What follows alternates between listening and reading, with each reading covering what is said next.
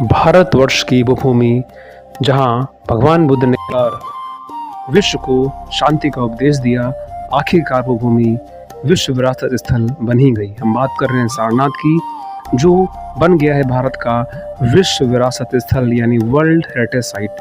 अभी हाल में ही दक्षिण कोरिया में आयोजित पुसान शहर के अंदर यूनेस्को का वर्ल्ड हेरिटेज सम्मेलन संपन्न हुआ, जहां पर भारत के सारनाथ स्थल को विश्व विरासत स्थल डिक्लेयर कर दिया गया है।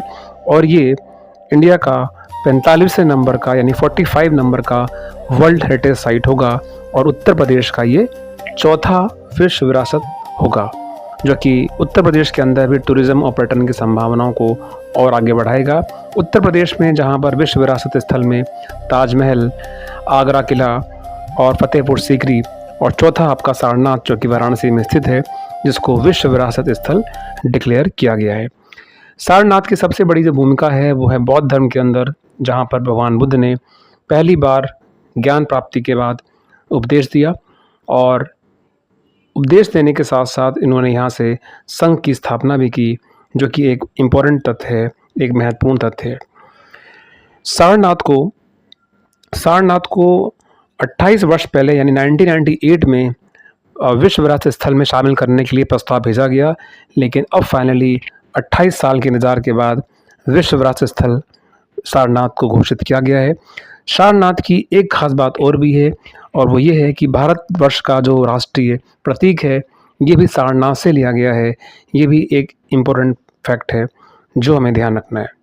इसके अलावा हमें ध्यान रखना है, इससे पहले 44 नंबर का जो विश्व विरासत स्थल था वो था मराठा फोर्ट, यानी छत्रपति शिवाजी के द्वारा जो किले जीते गए, उन किलों को 44 नंबर का विश्व विरासत स्थल डिक्लेयर किया गया था। और 45 नंबर पे आपका सारनाथ जो कि वाराणसी में स्थित है, जिसको विश्व विरासत स्थल घोषित किया गया है।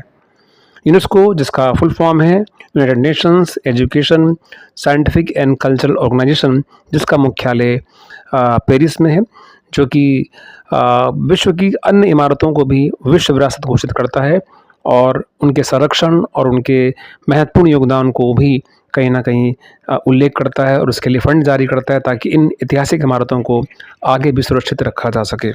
तो इस तरीके से भारत में टोटल वर्ल्ड हेरिटेज साइट की संख्या हो गई है 45, और यूपी में चार विश्व विरासत स्थल हो चुके हैं सारनाथ को मिलाकर। और एक तथ्य और यहाँ पर महत्वपूर्ण हो जाता है कि सारनाथ का जो एंशिएंट नाम था, जो प्राचीन नाम था, वो था ऋषिपत्तन। ऋषिपत्तन को ही अब सारनाथ कहा जाता है। तो इस तरीके से